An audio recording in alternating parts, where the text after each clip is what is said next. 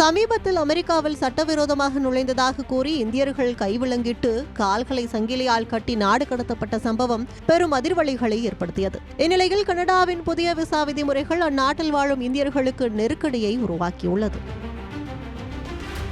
இந்தியர்களை பொறுத்தவரையில் கல்வி மற்றும் வேலைவாய்ப்பிற்கு தேர்வு செய்யும் வெளிநாடுகளின் பட்டியலில் கனடா முன்னணியில் உள்ளது. அந்நாட்டில் வசிப்பவர்களில் சுமார் 3% பேர் இந்தியர்களே என்றும் தரவுகள் கூறுகின்றன.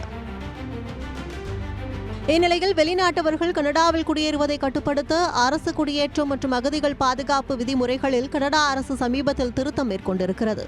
அதன்படி பார்டர் அபிஷியல்ஸ் எனப்படும் எல்லை பாதுகாப்பு அதிகாரிகளுக்கு கூடுதல் அதிகாரம் வழங்கப்பட்டுள்ளது.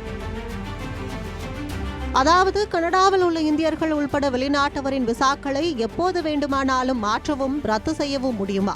இந்தியர்கள் வேலைக்காக ஒர்க் விசாவில் கனடாவுக்கு சென்று இருக்கிறார்கள் எனில் அதை சுற்றுலா விசாவாக மாற்ற முடியும். அப்படி நடந்தால் நீண்ட நாட்களுக்கு கனடாவில் தங்கி வேலை செய்ய முடியாது.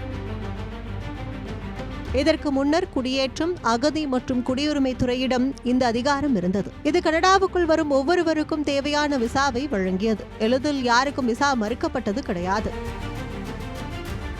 ஒரு நாட்டிலிருந்து இன்னொரு நாட்டிற்கு குடியேறுவது இயல்பானதுதான் என்பதையும், கனடா மக்களுக்கு தேவையான வேலைகளை குறைந்த ஊதியத்தில் வெளிநாட்டினரால் செய்து கொடுக்க முடியும் என்பதனையும் இந்த துறை உணர்ந்து இருந்தது.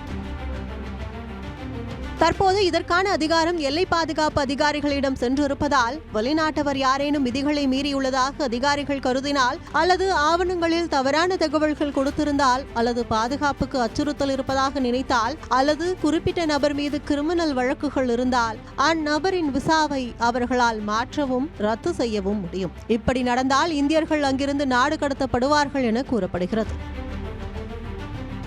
இந்த விதிமுறைகளால் சுமார் 7000 கூடுதல் தற்காலிக குடியுரிமை விசாக்கள் ரத்து செய்யப்படலாம் என்றும் தகவல் வெளியாகியுள்ளது.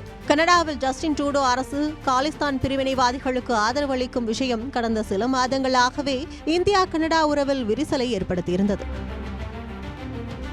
காலிஸ்தான் அமைப்பின் தலைவர் ஹர்தீப் சிங் நிஜார் கனடாவில் படுகொலை செய்யப்பட்ட விவகாரத்தில் இந்தியாவுக்கு தொடர்பு இருப்பதாக அந்நாட்டு அமைச்சர்கள் பகிரங்கமாக குற்றம் சாட்டினர். ஆனால் இந்தியாவின் கடும் எதிர்ப்பை அடுத்து அந்த கொலையில் இந்தியா உட்பட எந்த வெளிநாட்டுக்கும் தொடர்பில்லை என்று கனடா அரசு பின்வாங்கியது.